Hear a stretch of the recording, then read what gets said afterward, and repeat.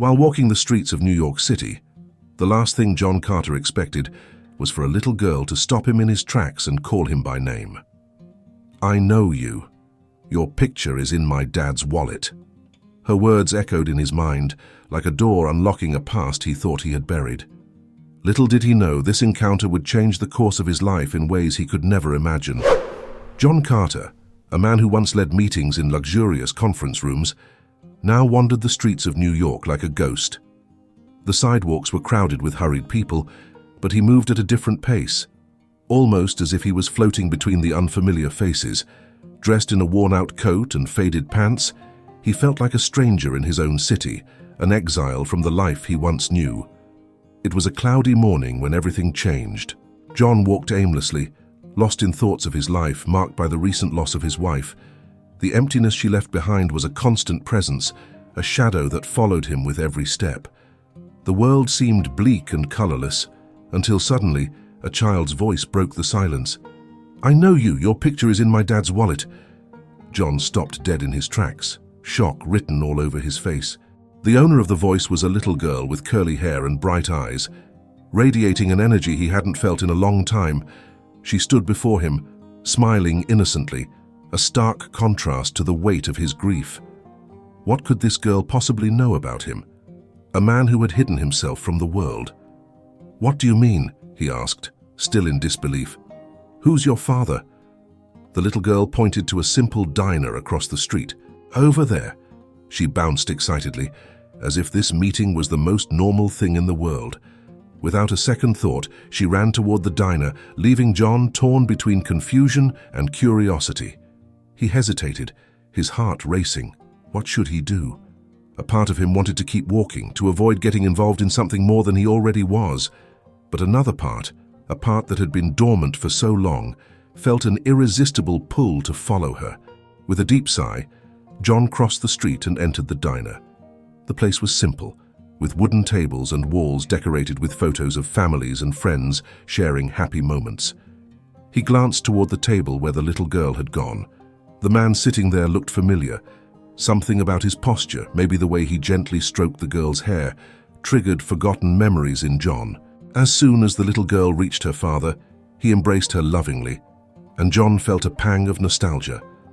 There was a time when he, too, knew what it was like to love and be loved. Before he could leave, the girl spotted him and shouted, "Dad, he's here!" The man turned, and John's stomach dropped as he locked eyes with Edward, his former personal assistant. Surprise and recognition were written all over Edward's face, but his expression quickly turned to one of confusion. John froze. What should he do? What would Edward say? The scene before him felt almost surreal. Memories of the past began flooding back, and John found himself lost in thoughts he didn't want to confront. He had cut himself off from everyone, built walls around his life, but now, with this simple encounter, everything seemed on the verge of collapsing. The little girl, sensing the tension, tugged on her father's hand and said, "He's famous, Daddy, why is he here?" Edward didn't respond, his gaze still fixed on John, as if trying to solve a mystery that had remained hidden for years. John knew he had to decide what to do next. The possibility of reconnecting, of a reunion he had never imagined, stood before him, but the wounds of the past ran deep and would not heal easily. John stood still, his heart racing as Edward stared at him, the memories of a lost friendship swirling in his mind. The years that had passed seemed to condense into this moment, and he didn't know whether to move forward or retreat. The diner, which had felt like a simple refuge moments ago, now transformed into a stage for his darkest memories. "John?" Edward's voice broke the silence, and John noticed the hesitation in his words. "Is it really you?" The man in front of him was no longer the young assistant who had once admired his mentor. He was now a father, a man who, despite setbacks, had managed to move on. John could see the traces of time on his face, but there was also a strength there, a resilience he wished he had. "Hi, Edward," John responded, his voice hoarse. I didn't expect to see you here." The little girl, Sophia, looked from one man to the other, clearly confused. "Do you two know each other? Why do you look like you've seen a ghost?" She giggled, but the atmosphere between the adults was far from light. Edward smiled, but it was a strained smile, unable to hide the pain. "I guess things got complicated between us, John. Do you remember me?" A whirlwind of emotions hit John. He remembered the last time he saw Edward in the office when everything fell apart. The failed merger, the betrayal that never really happened. He had cut ties without thinking, without giving a friend who had always stood by him a chance. I remember you." "And what happened?" John began, his voice faltering. "I think I acted rashly." Edward nodded, a look of understanding mixed with hurt crossing his face. "I left without explaining. But it was never what you thought. I always admired you, John. You were a mentor to me." He glanced at Sophia, who was playing with a spoon on the table. "But life moved on, and I had to pick up the pieces." Sophia interrupted, setting the spoon aside. "Daddy, why don't you work with Uncle John anymore?" The innocent question hung in the air, full of unspoken truths that both men were avoiding. John took a deep breath, trying to recover from the emotional blow. "I cut myself off from a lot of things. A lot of people. After what happened, I thought I was protecting my heart, but I ended up isolating myself." Edward's gaze softened, shifting from surprise to compassion. "You don't have to live like this, John. Your pain is real, but if you want, there's still time to change it." Those words echoed inside John like a distant call. He thought of his wife, the love they shared, and how, after her death, he had shut himself away in a bubble of grief and solitude. What Edward said was true. He had lost much more than just a friendship. He had lost the ability to love and connect with others. "I don't know if I can," John admitted, his gaze drifting to the diner window where the city's bustle continued relentlessly. "I feel like a broken man." "Maybe all you need is a little push," Edward replied, offering an encouraging smile. "Sometimes the simplest things can remind us of what really matters." Sophia, sensing the seriousness of the conversation, tugged on her father's hand and asked to leave the diner. "Can we go to the park, Daddy? I want to play with John." John hesitated, but the girl's enthusiasm was infectious. He remembered how much he used to love playing, how life felt lighter when there was a reason to smile. "Sure, Sophia," he said, a bit hesitant but determined. As they left the diner, John felt a mix of emotions. The walk to the park felt both familiar and strange. Edward and Sophia chatted happily, but John's mind was filled with memories. He looked at Edward, thinking of how different life might have been if he had given their friendship a second chance. Arriving at the park, the sun began to peek through the clouds, a sign of hope. Sophia ran to the swings, shouting with joy, while John and Edward took a seat on a nearby bench, still carrying the tension of their reunion. "Do you remember our first day at work?" Edward asked, a nostalgic smile on his lips. "That time when you almost made me drink coffee with more sugar than coffee," John laughed, recalling the scene that now seemed so distant. "Yes. I still wonder how you survived that." The laughter filled the air, and for a moment everything felt lighter. But deep down, John knew that reconnecting wasn't just about laughter and memories.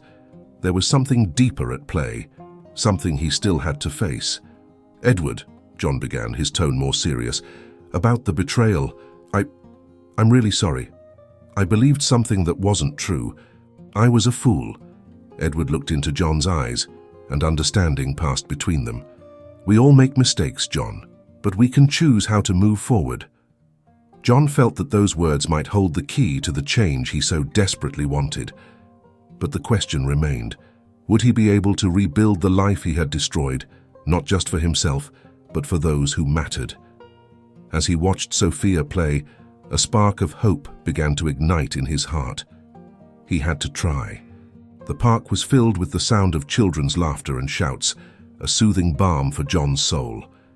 He watched Sophia on the swing, her curly hair dancing in the wind.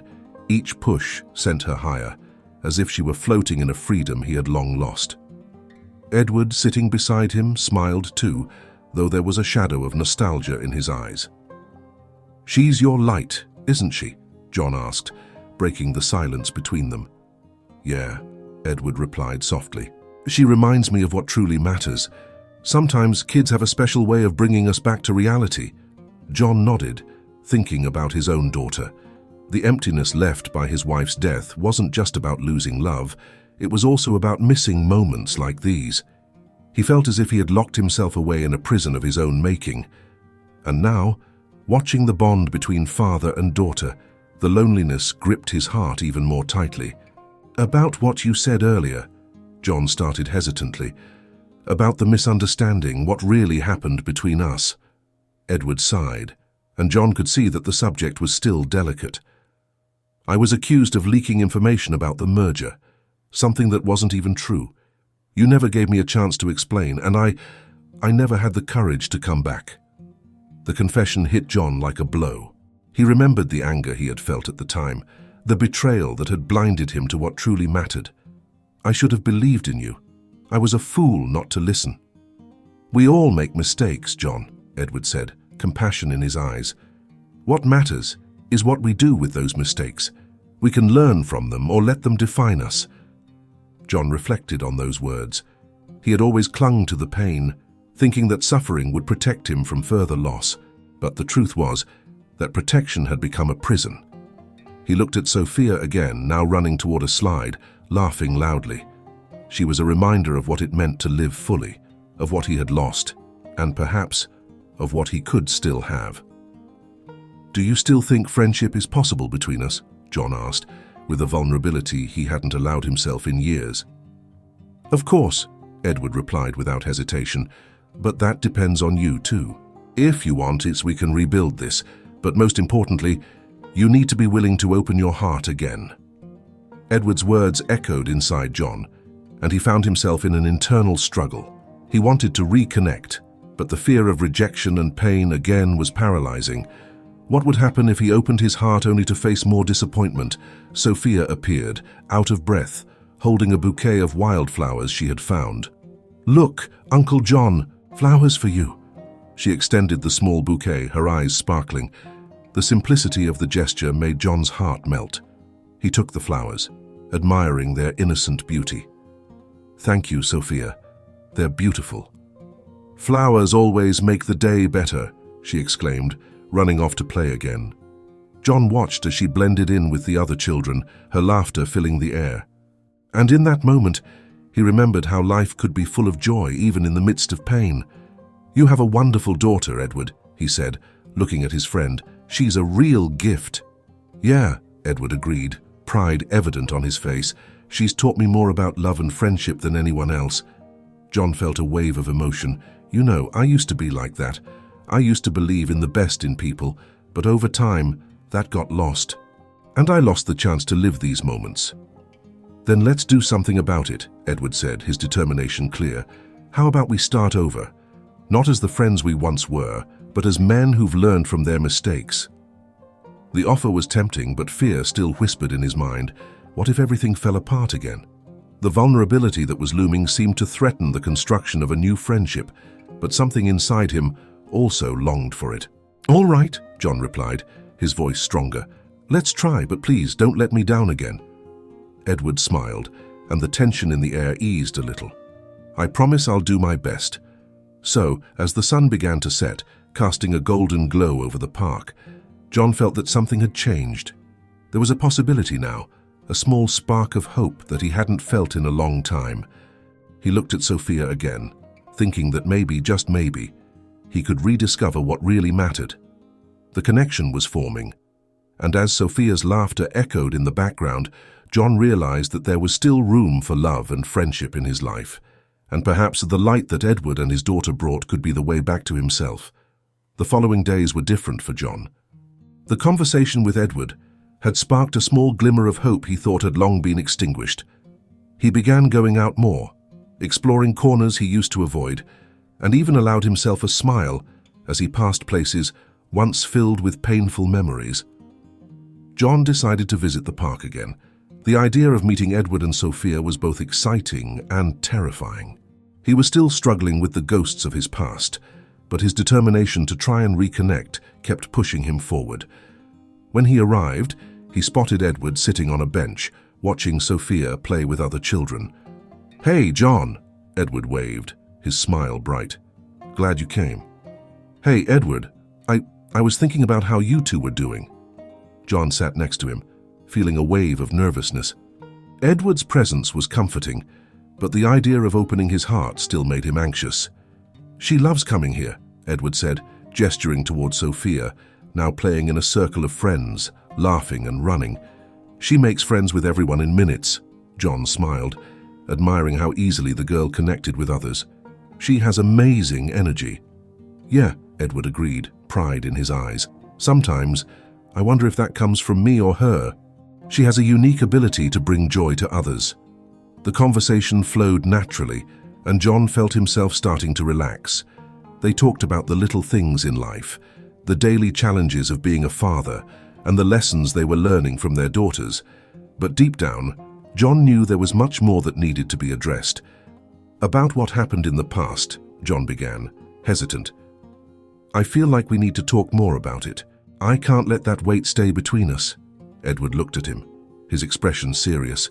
"I want that too, John. But before we get into it, I want you to know that I don't hold any grudges.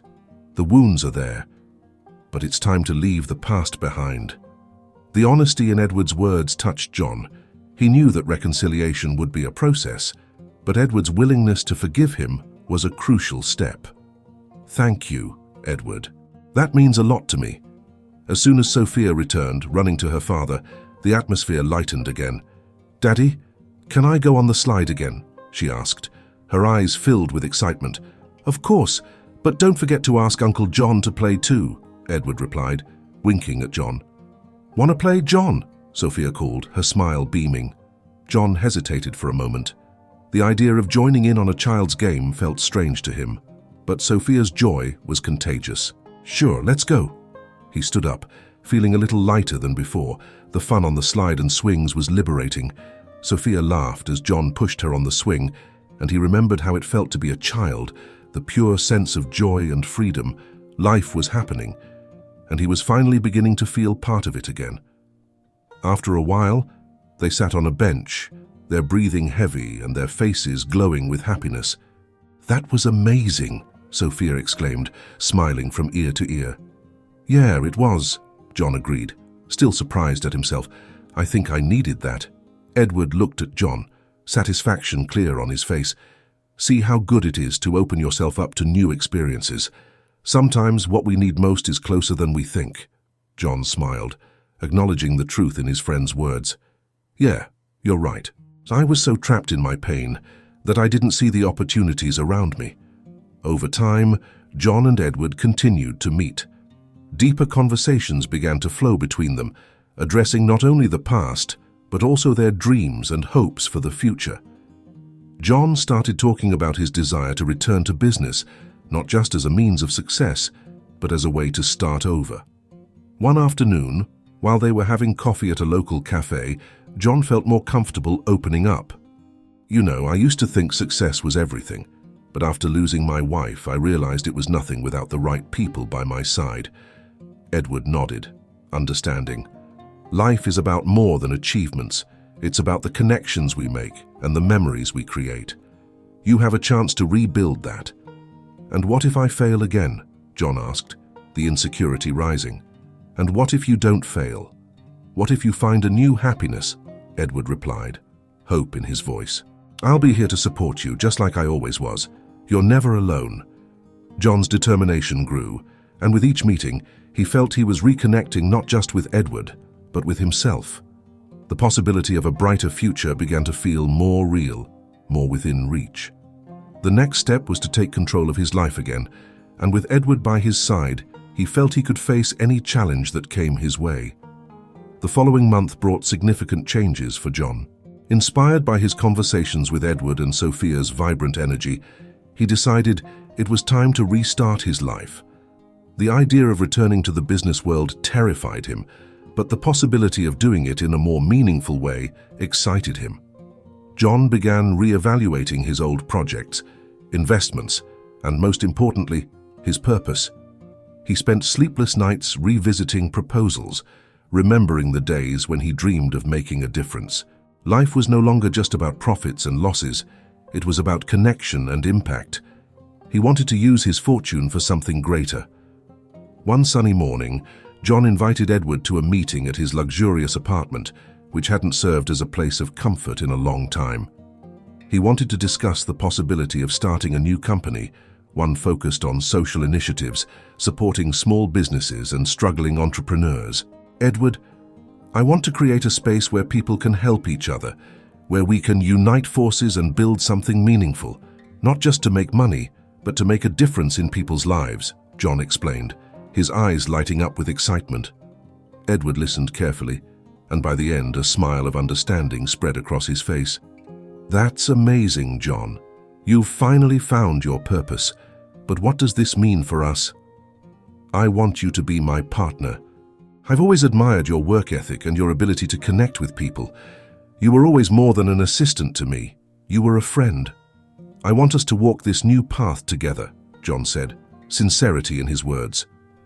"Wow," Edward replied, surprised. "I'm honored, but I'm also worried about what you're leaving behind. This is a big leap." "Yes, I know, but I don't want to look back anymore. I want to create a future where we help others grow," John said, determined. The two spent hours discussing details, strategies, and the vision they had for the future. Every word exchanged seemed to release a burden John had carried for years. The idea of a fresh start was becoming a reality, and he felt more alive than he had in a long time. As they talked, John's phone buzzed on the table. It was a message from Sophia. "Uncle John, are you coming to play with us today? We are going to the park." He smiled as he read the message, realizing how essential Sophia's presence had become in his life. She was a constant reminder that joy was within reach. "I have to go," John said, standing up. "Sophia is calling me to play." "Have fun, and don't forget to keep us updated on the next steps," Edward replied, his expression full of encouragement, filling John with hope. At the park, John joined Sophia, who was thrilled to see him.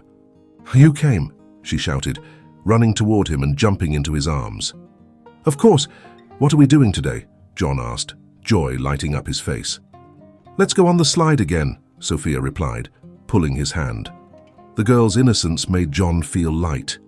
He followed her to the slide, and soon they were both laughing and playing as if there were no worries in the world. As they played, John felt himself breaking free from his chains. He was starting to understand that life wasn't just about what he had lost, but about what he could still gain. And there, in the park, surrounded by a child's laughter and the promise of a new future, he realized that love and friendship were the true treasures of life. But as the days passed and the excitement for the new project grew, John still couldn't completely shake off the ghosts of his past. One night, while working at home, he received an unexpected call. It was from an unknown number, but something told him he should answer. "John, it's Ricardo," said the voice on the other end, his former business partner who had severed ties with him after the failed merger. John's heart raced. "We need to talk." Conflicting emotions consumed him. He remembered the betrayal, the pain Ricardo had caused, but at the same time, part of him knew he needed to face his demons if he wanted to move forward. "All right, let's meet," John replied, his voice firm despite the tension. When he arrived at the restaurant they had agreed on, John felt nervous. What did Ricardo want? The old rivalry was still present, and the possibility of reopening old wounds terrified him, but he knew he couldn't hide any longer. It was time to confront the past. Ricardo was waiting for him, and when John saw him, the tension was palpable. "John, I know our history didn't end well," Ricardo began, his expression serious, "but we need to talk about it." John took a deep breath, ready for whatever came next. It was time to face what had been left behind, no matter how painful. He was no longer the man who ran away. He was ready for the truth. John sat across from Ricardo, his former partner. The restaurant was the same one where so many decisions had been made in the past. But the atmosphere now felt different, filled with tension, but also with a new possibility. Ricardo looked older, with regret clearly etched on his face. "I'd like to start by apologizing," Ricardo said, his voice softer than John remembered. "That situation, I never wanted it to end like that." John remained silent, the conflicting emotions churning inside him. "Do you remember how everything fell apart? How you left me in the lurch?" His voice was heavy with emotion. "I lost so much because of you." "I know, and I deeply regret it. What happened was a misunderstanding. I never leaked information, but everyone believed I had betrayed your trust," Ricardo explained, sincerity in his eyes. "I got caught up in a situation I couldn't control. I should have told you, but everything happened so fast." Ricardo's words pierced through John's emotional defenses. He remembered the anger he had felt at the time, but now, sitting across from the man who had once been his friend, he found himself facing a different reality. "Why didn't you try to explain before?" John asked, his voice trembling. "Because after everything that happened, I felt so small that I didn't have the courage. I left and tried to start over, but the guilt never left me," Ricardo replied, the pain visible in his expression. John found himself thinking of his own mistakes, how he had isolated himself.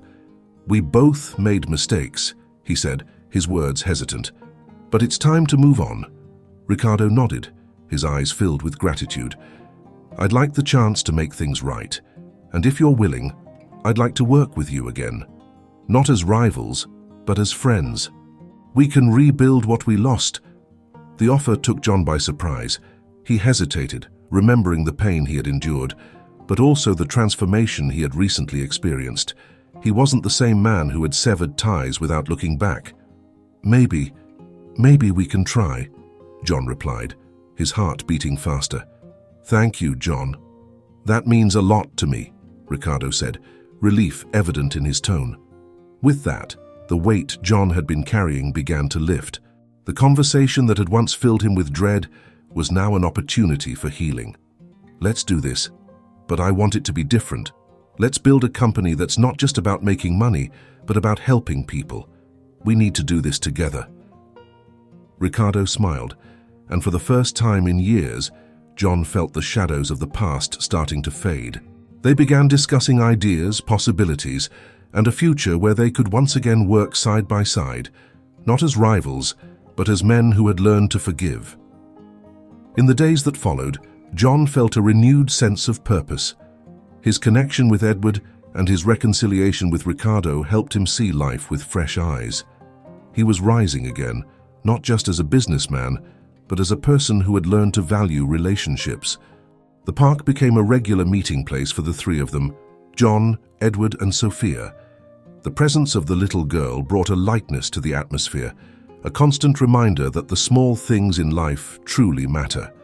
The laughter and playfulness between the adults mixed with the childlike joy, creating a cycle of happiness that John had lost for so long. One afternoon, as they watched Sophia swing and run around, Edward said, "You know, sometimes I wonder if all of this wasn't meant to happen. Each of us had our struggles, but now here we are together." "Yeah, and we're ready to make a difference," John agreed, his heart full of gratitude. "I never thought I could find this peace again." Sophia ran over to them, holding flowers in her hands. "Look, flowers for you.